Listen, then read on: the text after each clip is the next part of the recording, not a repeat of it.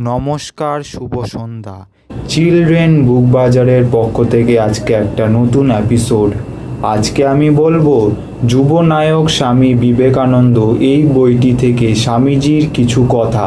স্বামীজি যে ধরনের সমাজ ব্যবস্থা চেয়েছিলেন, স্বামী বিবেকানন্দ সন্ন্যাস ছিলেন বলে ব্যক্তিগত জীবনে সব রকম সামাজিক বন্ধন অস্বীকার করেছিলেন।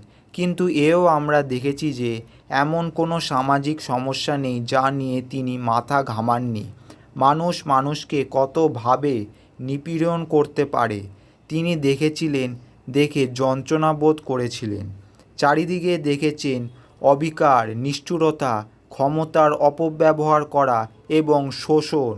দেখেছেন সব মানুষই হয়তো খারাপ নয়, অনেক মহৎ লোকও সমাজে আছেন, কিন্তু সমাজ ব্যবস্থাটাই এমন যে সেই সব ভালো লোকেরাও দুর্বলকে নিপীড়ন করার যন্ত্রণারূপে ব্যহৃত হন।